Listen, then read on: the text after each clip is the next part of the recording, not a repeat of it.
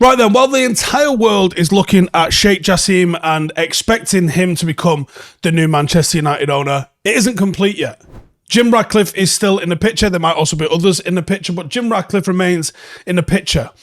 And I think it's worth us looking into Jim Ratcliffe, who was touted to be the saviour of the club. And it's almost that every single turn seems to be diminishing. Oh, he was going to have to borrow money to do this. Oh, there's a chance he's keeping the Glazers on board. Then people start looking into how he ran Nice and other things. So let's have a look at the truth about Jim Ratcliffe. So as I said, in the early days of the takeover news, Jim Ratcliffe seemed like the perfect fit. United fan, grew up in Manchester, very clever, created a monster of a company in Ineos, Britain's second richest man. I mean, hell of an achievement alone just in that front.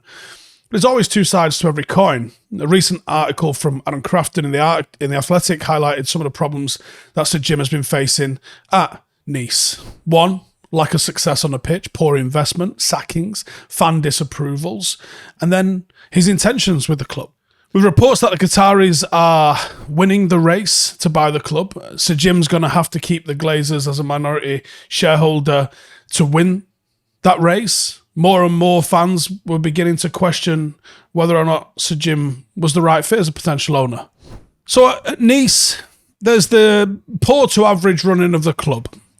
Doesn't exactly have an advert for what you might do if you joined United. Now, people might say, well, actually, United would be bigger, he'd be more inclined to do more, but it's also cheaper to turn around a bigger club, a smaller club, sorry. Look at what the Neville and the Class of 92 boys have done with Salford. His ultimate ambition. I firmly believe Salford City will end up in the Premier League because of the ambition showed by those owners. They've taken them from 3 leagues above where Paddock are, right? So my little fucking Saturday morning amateur project, they've taken them from just 3 levels above there, a level that I'm going to get Paddock to, by the way. They've taken them from there to League 2. And I believe they'll take them to the Premier League as well. Now, they've spent money on doing that. But the ambition has been there. And if they was about to buy Manchester United, you can look at what they've done at Salford. God, they sack managers a little bit quickly, but what they've done is achieve success. You look at what happened at Nice and you go, okay, what's happened? Took over 4 years ago. And it's been mixed. On a League One scale, there's been relatively decent investment. They've spent 200 million since he acquired the club, which is quite a lot for a French side. And a lot of this money has been invested into younger players. That was a positive. Show good long-term visions. United, of course, makes so much more than Nice in revenue. You'd expect him to operate the club in a similar way on a bigger scale. On the pitch results, questions have to be asked. They finished 6th in the first season under Patrick Vieira, then 9th, then 5th in a cup final with Galtier, who's now moved on and become the PSG manager. Clearly a good appointment. However, this season they've sacked their replacement for Galtier back in January. They had a shocker in the French Cup. They got knocked out to a third tier side in the round of 64. And they finished in 9th. The problems became apparent after they parted with Galtier last season. They also lost their sporting director, Julien Fournier.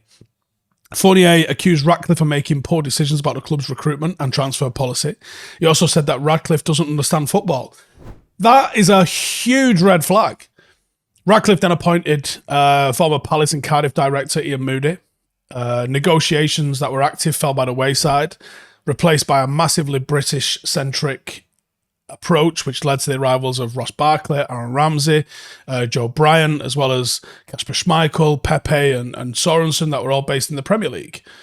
The clubs had limited success with those players, and their recently departed manager, Favre, didn't even know how old Barkley was. Radcliffe has changed who was in charge of transfers again. Now it's a guy called Florian Gisolfi.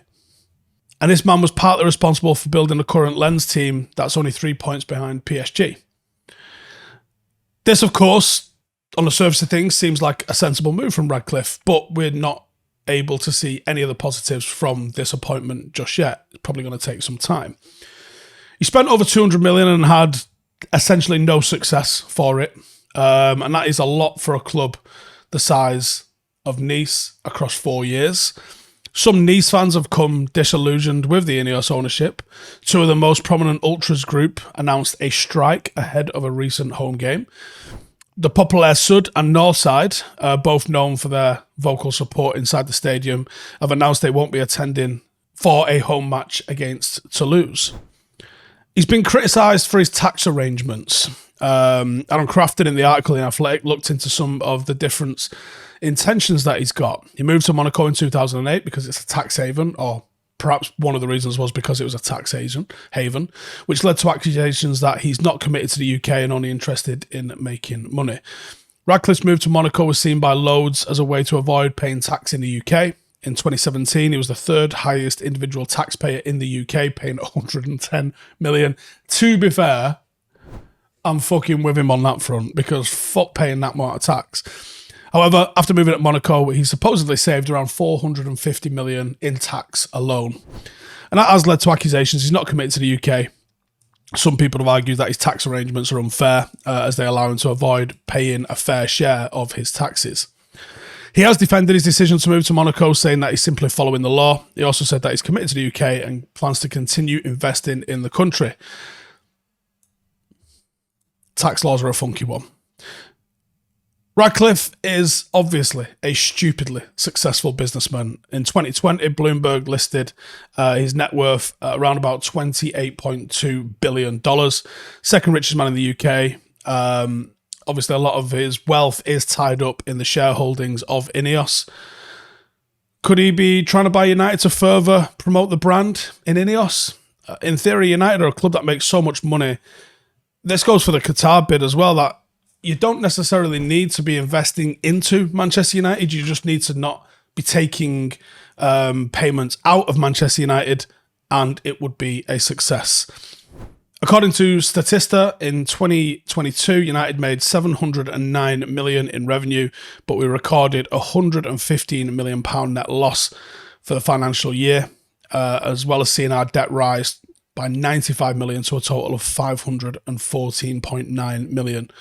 In that time, the Glazer family took £33.6 million in dividends.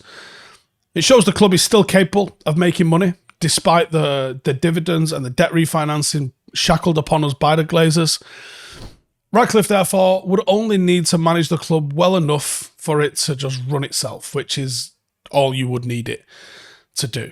However, he's never actually explained why he wants to own Manchester United. He's never come out and said explicitly, listen, I want to make United European champions again. I want to win 10 Premier League titles in a row.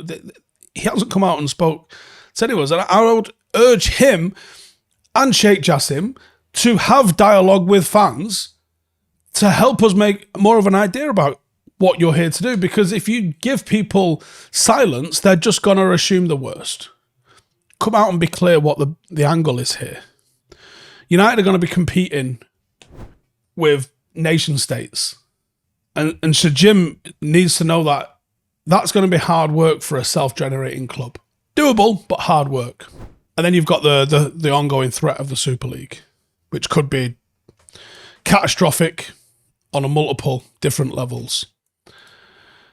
And it's whether the debt, although it can't legally sit on the club the way the Glazers did it, it's now technically illegal, which the Glazers voted for making illegal after they had taken advantage of it. Cheers, lads. There might be a nod and a wink requirement for United to fund itself within the Ineos sort of circle of companies. And how will that be paid off? Very interesting. We shall see. Hey, thank you for watching the video. If you are new around these parts, then don't forget to subscribe. My channel is proudly supported by my community on Patreon. If you'd like to get a little bit of extra content, a Discord group, meetups, five-a-side games, weekly podcasts, behind the scenes, and even an occasional bit of transfer news as and when I get it, then for the price of a pint, you can show your appreciation for the content that we make and get some goodies for doing so as well. Check the link in the description or click the button right here. You'll also find all of my socials here too if you want to follow me on any of those platforms. Nice one.